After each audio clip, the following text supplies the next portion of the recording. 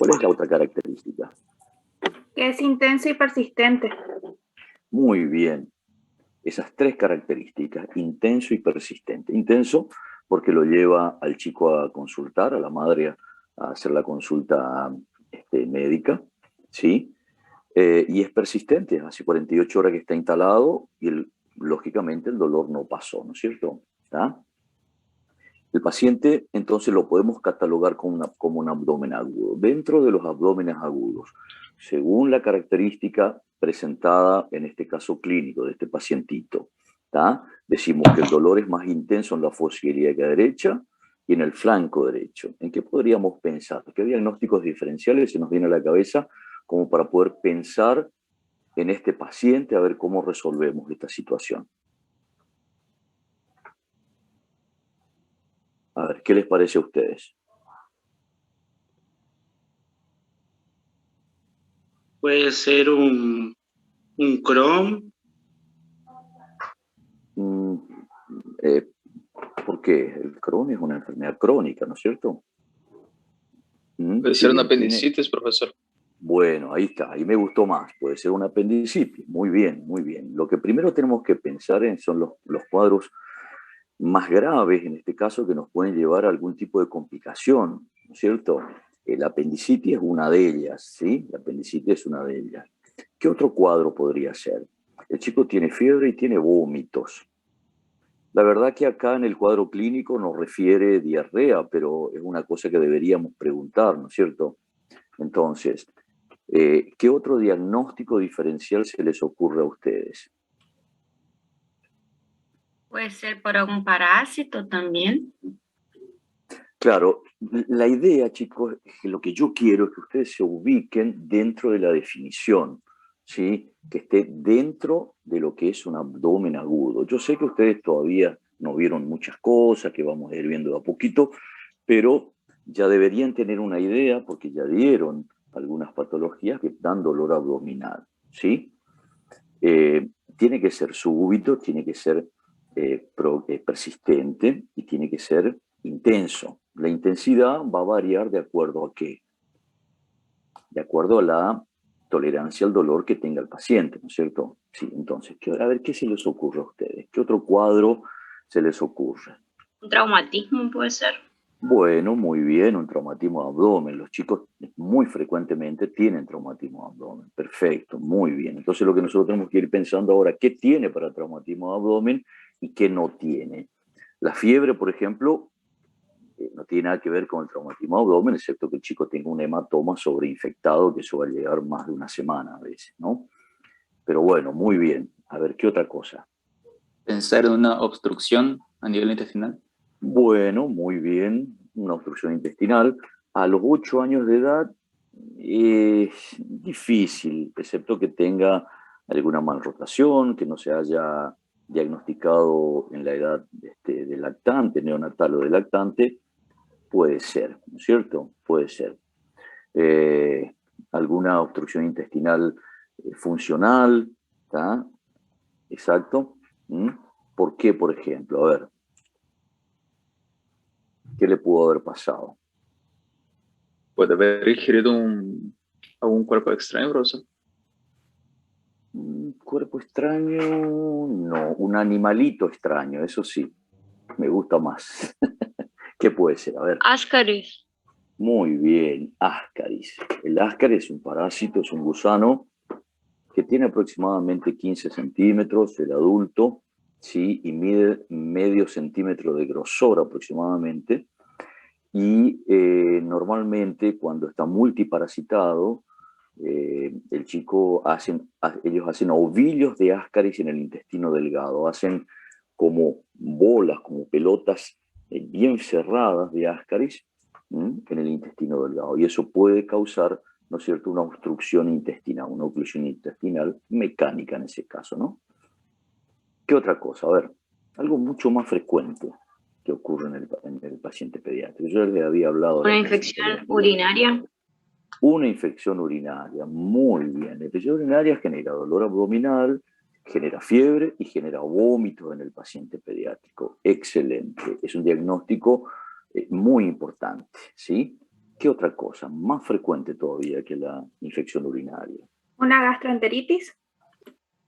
Excelente, muy bien. Una gastroenteritis. Porque la gastroenteritis, las primeras 48 horas puede no tener diarrea, puede tener fiebre y vómitos y después se instala la diarrea. Acuérdense que las gastroenteritis virales primero hacen, sobre todo los enterovirus, primero hacen todo su proceso inflamatorio a nivel de la vía aérea superior y después, ¿no es cierto?, se instala todo el proceso gastrointestinal y eso lleva aproximadamente 48, 72 horas aproximadamente, o sea que este pacientito puede bien ser una gastroenteritis. Muy bien, doctora. ¿Qué más? A ver.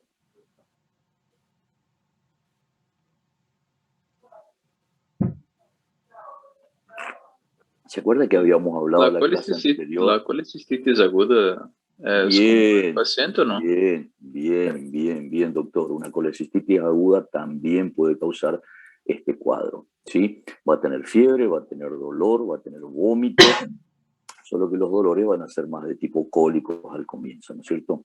¿Sí? Y el dolor no va a ser tanto en fosa ilíaca derecha, sino que más bien va a ser en el hipocondrio derecho, va a abarcar flanco derecho y hasta el epigastrio, probablemente de acuerdo a lo avanzado de la colecistitis, ¿no es cierto? ¿Sí? Muy bien, excelente, muy bien. ¿Qué otro? ¿Se acuerdan que la clase Una hepatitis viral. ¿Cómo? Una hepatitis. Bien, una hepatitis, excelente. También la hepatitis genera. ¿Qué es lo que pasa? La hepatitis primero comienza con todo un cuadro gastrointestinal, el dolor abdominal se instala después. Por eso les dije en la clase anterior, siempre pensar tiene mucho más posibilidad o probabilidad de ser quirúrgico un paciente que comienza con dolor, ¿sí? Lógicamente en un interrogatorio bien hecho y bien exhaustivo, el paciente que comienza con dolor y después se instalan los otros síntomas tiene más probabilidad de ser quirúrgico. ¿Estamos? La hepatitis va a comenzar con un cuadro de fiebre, decaimiento general. Como es un cuadro viral, comienza con un cuadro general. ¿Me entienden? La clase anterior habíamos hablado de una patología muy frecuente, ¿sí?, que produce dolor abdominal y que es una causa muy frecuente, mucho más frecuente de todas las que las que ustedes hablaron, que está perfecto y le felicito. Puede ser que usted haya hecho una faringitis, ¿no? Algo así, Bueno, una infección en... Adenitis Bien, mesentérica. una adenitis mesentérica. Adenitis mesentérica. Esa es la primera, el primer diagnóstico diferencial que tenemos que pensar. Todos los diagnósticos diferenciales que ustedes pensaron son los que pienso yo normalmente cuando veo un pacientito con abdomen agudo. Así que muy bien, les felicito. ¿Estamos? Entonces, ahora nosotros con este paciente, ¿qué tenemos que hacer? Lo internamos, le decimos que se vaya a su casa. ¿Qué hacemos? A ver, quiero haber un poquito de sentido común. El pacientito está con... Nosotros lo catalogamos como un abdomen agudo, ¿no es cierto? Por todas las características. ¿Está? Entonces, ¿qué hacemos con este paciente? ¿Lo mandamos a la casa o el paciente se queda internado? Hay que internarlo. Internar. Bien. Interna, pide um laboratório, um hemograma, um hepatograma. Muy bien. Conforme, bien. Conforme os resultados, pode pedir ecografia, uma Hay que hidratarlo. radiografía. Hay que darle para el vómito. Bueno, Hay que hacerle vías bien. para hidratar y pasar fármacos. Perfecto, muy bien. Todo lo que dijeron está excelente. O sea que muy bien su sentido común. ¿Por qué? Un abdomen agudo se interna. No puedo dudar que un abdomen agudo se interna. ¿Estamos? Probablemente este chico está deshidratado, como dijo el compañero, entonces lo que primero tengo que hacer es, aparte de tomarle todos los signos vitales, lo que primero hago es internar al paciente, hidratarlo, hacer un buen plan de hidratación parenteral, que después ustedes van a ver cómo se hace, y si nadie les dice, yo les digo cómo se hace. Eso es una clase entera, así que es largo, como es, pero es lo que primero hay que hacer. Hay que calmar el dolor al paciente.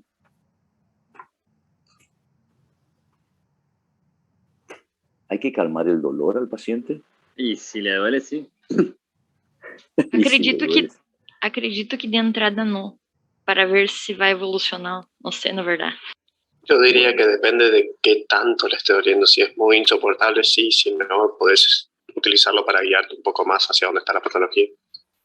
Bien. La verdad que sí, que hay que calmar el dolor siempre al chico. El chico no puede pasar con dolor. Y el analgésico que ustedes le van a hacer en ningún momento le va a tapar, nos va a tapar el cuadro clínico ni la evolución del cuadro clínico. ¿Por qué? Porque el abdomen agudo es un proceso evolutivo. ¿Estamos? Entonces, sin miedo, el chico no puede quedar con dolor. ¿Estamos? Eso ya tengan como concepto. No hay ningún medicamento que no va de los que usamos habitualmente, excepto que le des un opiáceo, ¿no? Que lo vas a dormir, pero los analgésicos, los AINE, los analgésicos comunes, no te van a provocar ningún tipo de alteración en la evolución de la patología. ¿Estamos? ¿Cuál sería la elección, doctor, en pediatría? Después vamos a ver eso. Ahora vamos a ver eso, ¿no? Hay una clase, si ustedes quieren, que yo siempre le doy a los chicos de séptimo, que es tratamiento sintomático en el paciente pediátrico. Una clase muy buena, muy interesante y que les va a servir mucho para la práctica. Profesor. Bueno, bien, lo internamos al paciente, ¿sí? ¿Sería de importancia cuantificar el vómito del paciente? Toda sintomatología, Ramiro, toda sintomatología se cuantifica. ¿Qué significa? La fiebre, ¿sí? El nivel, o sea, cuánto tiene de fiebre, cada cuánto, entonces se hace una curva térmica. ¿Estamos? ¿Saben cómo se hace la curva térmica?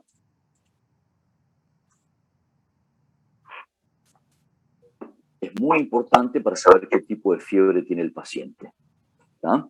Si es persistente, periódica, intermitente. ¿Estamos? Eso es una curva térmica, para eso se hace eso. ¿Tá? ¿Cuánto orina? La cantidad, ¿no es cierto? Para sacar la diuresis horaria del paciente. Vayan anotando eso porque después me hacen acordar que yo les enseñe, porque si no después me olvido. ¿Tá? ¿Estamos? Vayan anotando. Curva térmica, diuresis horaria, sí, porque si nos ponemos a hacer ahora, perdemos mucho tiempo. La curva térmica, la diuresis horaria, que es muy importante, ¿tá? La catarsis del paciente, qué cantidad, ¿sí? Cuáles son las características, si tiene sangre o no tiene sangre, si tiene moco, si tiene pus, es muy importante. ¿Vamos? Entonces, muy importante es cuando yo me enfrento con el paciente ver el triángulo de evaluación pediátrica. Eso también me hacen acordar que yo les enseñé después. Triángulo de evaluación pediátrica. ¿Estamos? El pacientito se internó, ¿sí? Le hicimos la hidratación, estaba levemente deshidratado, estaba con una oliguria, ¿sí? No se está alimentando y no está tomando líquido. Entonces, ¿qué es lo que hago yo? Suspendo el aporte oral. Es muy importante suspender el aporte oral porque este paciente probablemente siga vomitando si le doy aporte oral y aparte necesito ayunas si es que decido llevarlo a cirugía. ¿Estamos? Muy bien. ¿Qué le pido? ¿Cuáles son los laboratorios? ¿Cuáles son los laboratorios que voy a pedir? Si le podría pedir... Bueno. Leucocitos, esto ya habíamos visto en la clase anterior, que eran más de 10.000 glóbulos blancos. Acuérdense que el paciente pediátrico tiene de 7 a 10.000 los normal. Este chico tiene más de 10.000, ¿sí? Con 70% de neutrófilos. Unas plaquetas con 150.000 plaquetas, está normal, ¿sí? Uno de los diagnósticos diferenciales que yo les dije anteriormente era la púrpura de Schoenen-Henoch, que tiene otro tipo de cuadro, pero también genera dolor abdominal. Entonces es muy importante pedir plaquetas en ese momento y coagulograma en el caso de que sirve también como prequirúrgico, ¿no es cierto? Orina completa, tiene una orina turbia, una densidad de 1020, nitritos negativos y 10 leucocitos por campo. Vamos, habíamos visto, ¿se acuerdan? Que estaba en orina turbia y 10 leucocitos por campo, ¿sí? Pero nitritos negativos, entonces nosotros descartamos que sea una infección urinaria. Esto ya habíamos hablado en la clase anterior. Una radiografía de abdomen de pie, que me da muchísima información. Ahora después vamos a ver qué información nos puede dar una radiografía, es sumamente importante. una ecografía abdominal en el caso de que me queden dudas. Siempre la ecografía hoy es el gol estándar en un abdomen agudo. Me sirve para mirar no solamente el ciego y el apéndice, sino que yo voy a ver el hígado, el vaso, ¿no es cierto? Voy a ver el páncreas, voy a ver si tiene líquido libre en cavidad, en la mujer voy a ver cómo están los ovarios, ¿sí? Cómo está el espacio de Douglas, cómo está la vejiga. Entonces es muy importante la ecografía abdominal siempre en un abdomen agudo, ¿tá? Si bien es cierto que es técnico dependiente, hoy los ecógrafos son, los de última generación, tienen mucha definición y nos dan muchísima información. Y en el caso de que me queden muchas dudas, por ejemplo, si yo veo un abdomen normal, sí, pero que tiene líquido en la cavidad abdominal, no puedo ver el apéndice porque no lo visualizo con la ecografía de abdomen, probablemente, si el chico tiene toda la clínica, probablemente estemos hablando de una apendicitis retrocecal ascendente. Entonces, yo necesito hacer una tomografía para evitar el porcentaje de cirugías en blanco, como les había dicho anteriormente. Entonces, sea que voy a ir a buscar, sé por dónde entrar, dónde está la incisión. Y otra cosa que no coloqué aquí, pero que me pareció importante, y que después me acordé después de la clase, hoy es la laparoscopía diagnóstica. Hoy en todos los quirófanos hay un equipo de laparoscopio en donde nosotros podemos hacer una laparoscopía diagnóstica y evitar una cirugía abierta en un paciente pediátrico. ¿Estamos? Yo creo que como herramienta diagnóstica la laparoscopía es sumamente importante. ¿Estamos? Esto es una pregunta de examen también. ¿Tá? Bueno, ¿qué voy a ir a buscar en una radiografía de abdomen de pie? De frente. Chicos, siempre tiene que ser de pie, de frente, de pie. ¿Estamos? Antero-posterior. ¿Por qué? Porque la radiografía en decúbito dorsal no me da, el aire se distribuye mal y me tapan todas las otras estructuras que yo puedo llegar a ver en el paciente que está de pie. ¿Estamos? No veo los niveles hidroaéreos, que son muy importantes, el asa centinela que yo les mostré en la clase anterior, que es un hilio, se puede ver en otro lugar, entonces no me sirve para hacer diagnóstico. El diafragma siempre va a estar más elevado.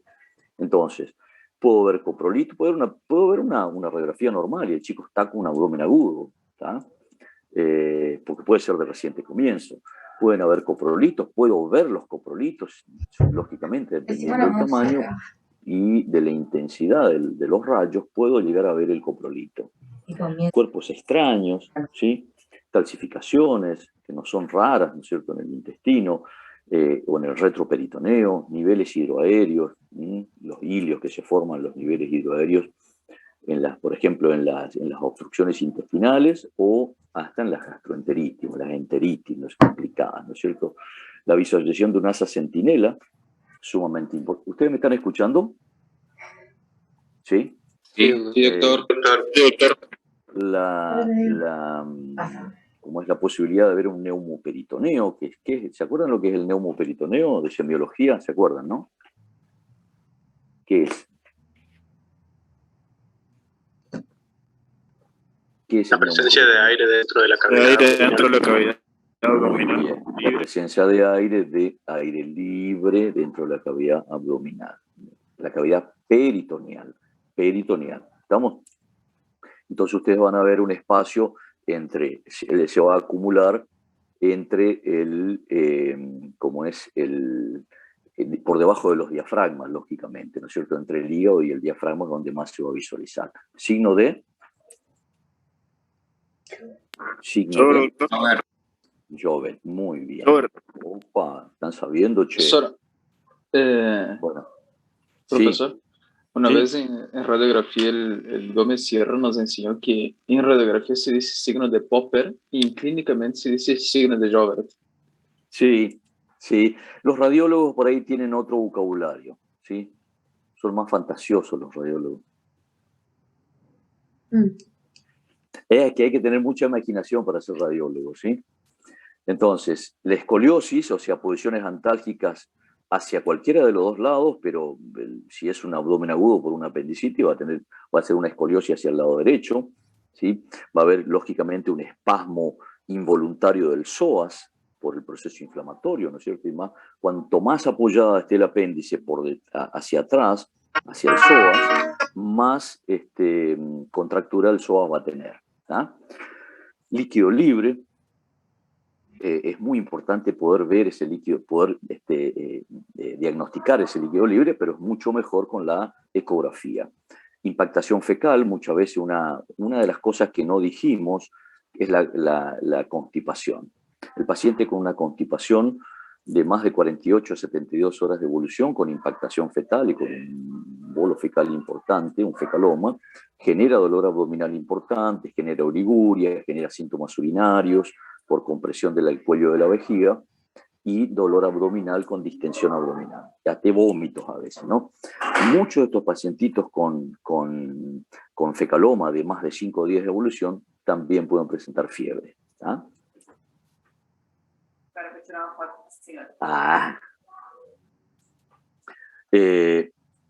Alguna masa tumoral de tejido blando que desplaza las vísceras.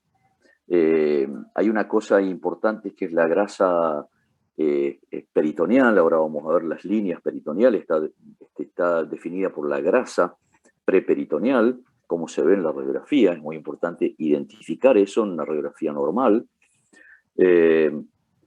La base pulmonar derecha es muy importante ver, porque por ahí el paciente está con un derrame pleural o una neumonía de la base derecha. Otra cosa que no dijimos en el diagnóstico diferencial. Neumonía de la base derecha.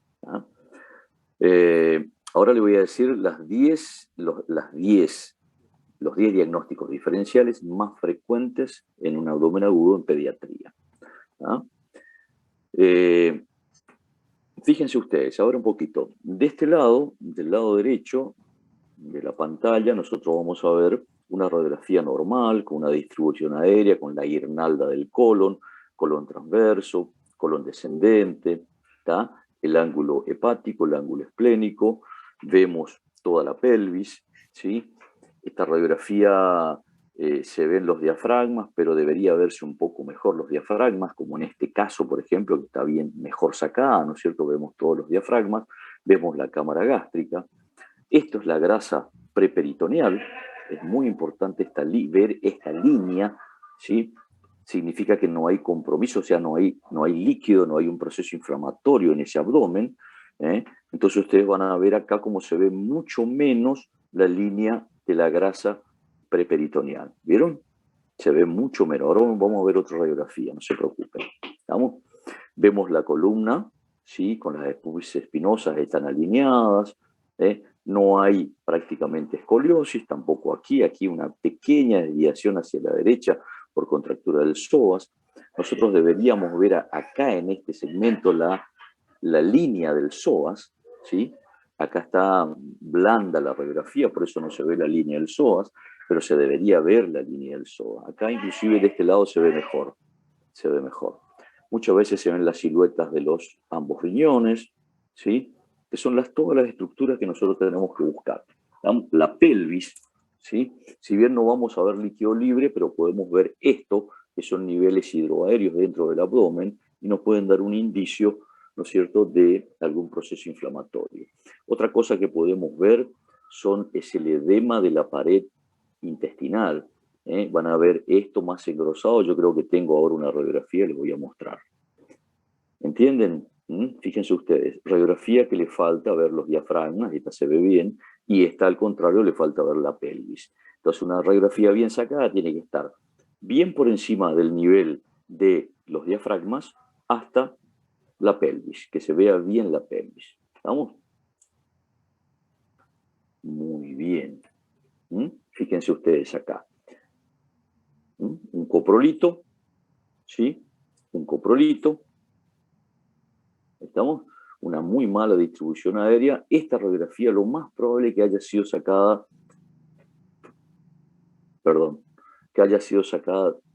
acostada, y está de pie. Acá ya hay una escoliosis hacia la derecha, una muy mala distribución aérea, pero esta radiografía más que nada para mostrarles la los coprolitos como se ven en la radiografía. Bueno, muy bien. ¿Alguna pregunta hasta acá? Fíjense cómo una radiografía me da mucha información.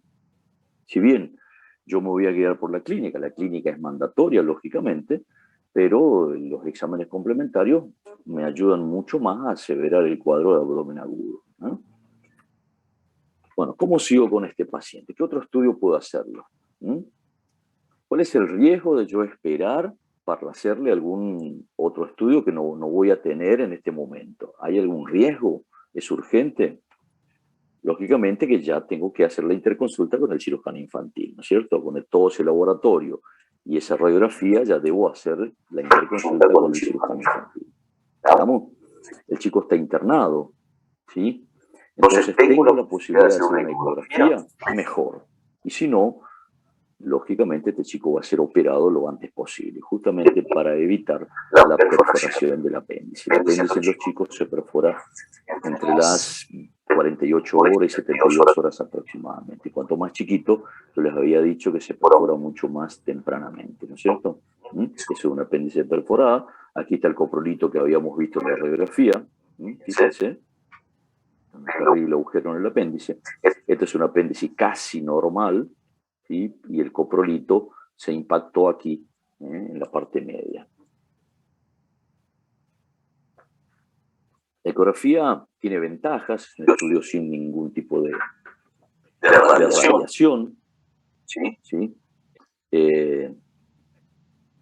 Pero, bueno, hablando un poquito de la disculpen, es un estudio sin radiación, disminuye la movilidad, lógicamente, porque hace el diagnóstico más rápidamente, da signos precoces, y tiene una alta sensibilidad y una alta especificidad. Respecto a otros estudios complementarios, la que más sensibilidad y especificidad tiene. ¿Estamos? Y aparte, no irradia al paciente, puedo hacer 50 ecografías en el día y no le estoy haciendo ningún daño. ¿Ah?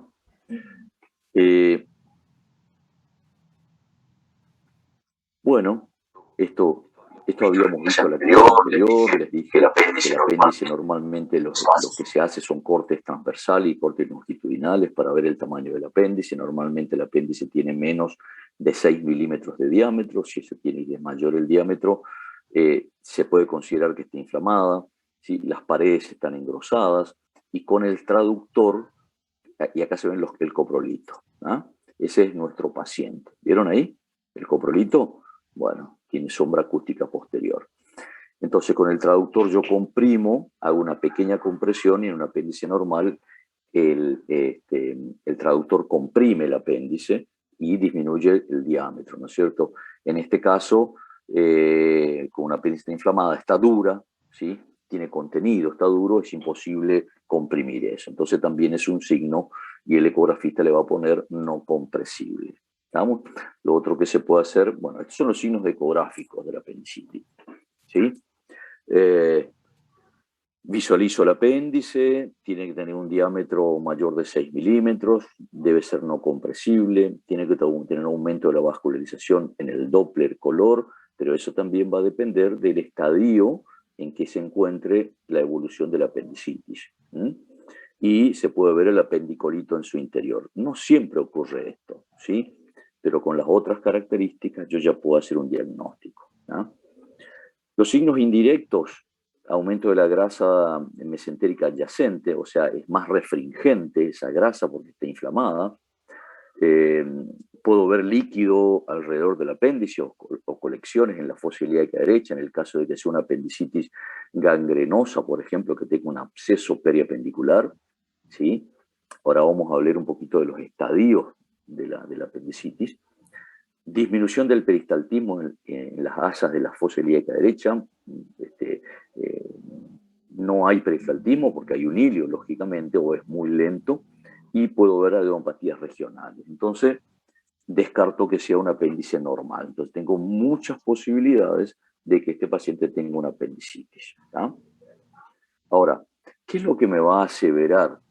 Esto es todo, chicos, digamos, orientativo, ¿no? Esto me va a orientar, me va a acercar al diagnóstico, pero ¿qué es lo que...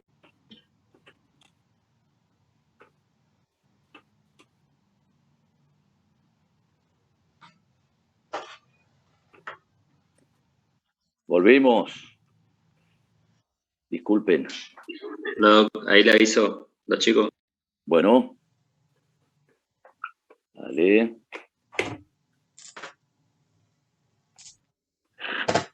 Le digo a la doctora Duarte que nos aguante un poquito, ¿está? A ver si podemos terminar este tema hoy, porque ya quiero, si no, no vamos a poder terminar.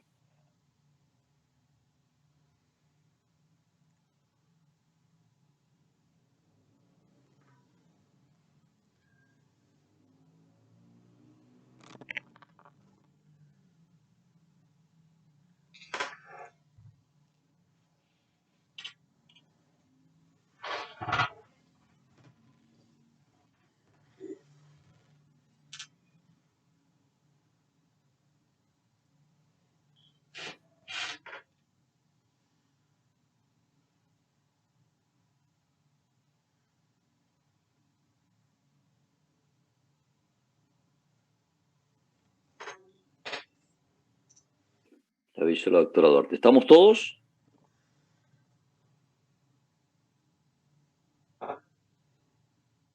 ¿Estamos? Sí, doctor. Sí, doctor. Perfecto.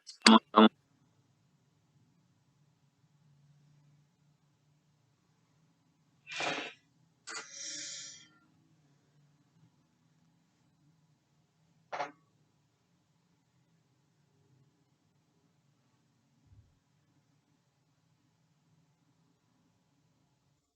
Ya le avisé a la doctora Duarte. Bueno, perfecto. Continuamos. Ahí nosotros podemos ver acá. A ver, ahí está. Los estadios, fíjense ustedes, normal, es un apéndice, este es un apéndice muy finita, ¿tá? Tiene aproximadamente 4 milímetros, 5 milímetros de diámetro. Esta es la catarraya, la congestiva. Ustedes vieron que ya hay un proceso inflamatorio en evolución. Flegmonosa ya está mucho más avanzada, con una secreción fibrino-purulenta alrededor. Normalmente esa es la que se llama penis canis, ¿saben? Porque justamente es muy, muy parecida, ¿sí? La gangrenosa ya tenemos áreas de necrosis, de facelo, ¿ah? Y la perforada, lógicamente, que ella disminuye su tamaño a expensas de la perforación. ¿Estamos? Bueno, el apendicitis normalmente actualmente se prefiere, podemos decir en apendicitis, podemos hablar de apendicitis no perforada y apendicitis perforada, ¿sí? Esos son los dos grandes grupos porque en base a eso se hace el tratamiento, ¿no es cierto? Y las complicaciones, lógicamente, son mucho más frecuentes en la perforada. El apendicitis no perforada es aquella, como les mostré anteriormente, la congestiva, flegmonosa y gangrenosa sin una perforación macroscópica. Pero el apéndice flegmonosa con líquido ya en la cavidad, si bien no está perforada, pero ya tiene gérmenes, ¿no es cierto?, incorporados en ese líquido de exudado que tiene esa característica. Ahora, cuando está perforada, ya es una peritonitis. Entonces, como dijimos anteriormente, esa peritonitis puede ser localizada cuando está contenido, cuando el líquido purulento fecaloide se derrama alrededor del apéndice, hace un plastrón apendicular y es contenido por ese plastrón. Y difusa cuando ese plastrón no lo puede contener y todo el líquido se desparrama en toda la cavidad peritoneal. ¿Estamos? Muy bien. Esto ya habíamos visto. Bueno, fíjense ustedes. El síntoma principal es el dolor. ¿Tá? Como le dije anteriormente, persistente, de intensidad progresiva. Generalmente es periumbilical, que luego se irradia a la fosa ilíaca derecha. ¿Tá? Esto ocurre en aproximadamente 70-80% de las veces. ¿Tá? Otras presentaciones localizás directamente en fosa ilíaca derecha el dolor y ahí persiste y ahí termina hasta que nos le saquemos el apéndice. Y la otra localización es la retrocecal. El apéndice retrocecal o el apendicitis retrocecal es la que más problemas nos causa porque de difícil diagnóstico, normalmente la sintomatología comienza más tarde porque el apéndice está protegida por detrás del ciego. Generalmente ese apéndice es retrocecal, ascendente y subserosa. ¿Estamos? O sea, que no solamente está detrás del ciego, sino que también está protegido por la serosa del ciego. Entonces tarda mucho más en dar síntomas, ¿sí? Cuando tiene síntomas ya está en un estadio avanzado, probablemente bien flegmonosa o gangrenosa a punto de perforarse, ¿sí? Por eso ya hay exudado periapendicular que hace un absceso en ese lugar y que después cae a la cavidad abdominal. Entonces, ¿cuál es la característica de esta retrocecal ascendente? Entonces, en resumen, da síntomas más tardíos, los síntomas no son patognomónicos, ¿sí? O sea, no es ese dolor periumbilical o en la fosa ilíaca derecha, sino que es un dolor más referido al flanco o al dorso. Ese paciente va a tener una puño-percunción lumbar positiva y es aquí que la mayoría de estos pacientes vienen tratados por infecciones urinarias, que es un diagnóstico diferencial importante. ¿Estamos, chicos? Eso es muy importante saber diferenciarlo, pero yo siempre les digo a los alumnos, abdomen agudo, primero piensen en lo más grave, que el chico está con una apendicitis potencialmente grave. Entonces, eso ahí nos va a ayudar a estudiar al paciente. Si yo pienso que es una gastroenteritis y lo mando a la casa, no le estoy dando la posibilidad de estudiarlo. ¿Estamos? Muy bien. Esto es un score, ¿no es cierto?, de apendicitis que se utiliza en algunos lugares. Nosotros no lo utilizamos, los traigo y les muestro para que ustedes vean que existe, en donde existen algunas variables con sus puntajes. Sirve para algunos, para otros no sirve de nada, pero bueno, les muestro para que ustedes sepan que existe. ¿Dónde se puede? Ese es un apéndice normal, sanito. ¿Estamos? Fíjense, usted está saliendo por el ombligo porque se hizo una laparoscopía, pero es un apéndice sanito, normal. ¿Estamos? ¿Dónde se ubica el apéndice? ¿Cuáles son las localizaciones del apéndice? Normalmente, fíjense ustedes, en fosa ilíaca derecha, 70%. Dentro de esa fosa ilíaca derecha tenemos también la retrocecal, ¿sí? Dentro de ese 70%. Un 25% se va a ubicar en la pelvis, en donde los síntomas van a ser más de gastroenteritis, irritación peritoneal, va a tener diarrea, y en la mujer va a tener síntomas más bien urinarios, ¿sí? Entonces se confunde también con una infección urinaria, se confunde con una, con una infección ginecológica. ¿Estamos? También puede ser subhepática en un 5%, eso el paciente va a tener más síntomas de colecistitis aguda, pero el dolor va a ser diferente porque es un dolor persistente, intenso y persistente. ¿Estamos? Pero en esto nos ayuda mucho la ecografía, lógicamente, excepto en la retrocecal, en el resto de la ecografía anda muy bien. Y después, lógicamente, las localizaciones que son muy raras, que las apéndices que se ubican en la fosa ilíaca izquierda, en el caso de que el paciente tenga una malrotación intestinal, que después vamos a ver cuando veamos abdomen agudo en el neonato, vamos a ver lo que es la malrotación intestinal. ¿Estamos? Bueno, esto ya habíamos visto, el apendicitis, ya, bueno, acá ven ustedes acá, otra radiografía, donde vemos acá un probable coprolito, un hilio, un asa centinela, una muy mala distribución aérea, borramiento, ¿no es cierto?, acá de la grasa preperitoneal en el flanco. A ver si se ve acá. Ahí se ve, fíjense ustedes cómo se ve la línea del psoas. Disculpen. Es que lo voy a agrandar esto para que si no voy a estar haciendo macana acá. Acá fíjense cómo se ve la línea del psoas. ¿Lo vieron? Eso tienen que buscarlo cuando ven una radiografía de abdomen de pie. ¿Tá? Acá van a ver esto que ven acá, un moteado, es atigrado, esto es materia fecal. ¿Estamos? Esta es la línea del psoas, que de este lado está borrada por este hilio y este proceso inflamatorio. ¿Tá? No está bien delineado, ¿no es cierto?, la grasa preperitoneal. ¿Estamos? El tratamiento es la apendicectomía. El tratamiento es la apendicectomía convencional, abierta o laparoscópica. Hoy hacemos mucho laparoscópica, sobre todo en los pacientes que están en relativo buen estado general, que no están sépticos, digamos, ¿no? Que no tienen una peritonitis generalizada, pero si ustedes me preguntan, ¿se podría hacer una laparoscópica en una peritonitis generalizada? Totalmente sí, se puede hacer, es mucho mejor para lavar, más fácil, uno llega a todos lados, digamos, ¿tá? Pero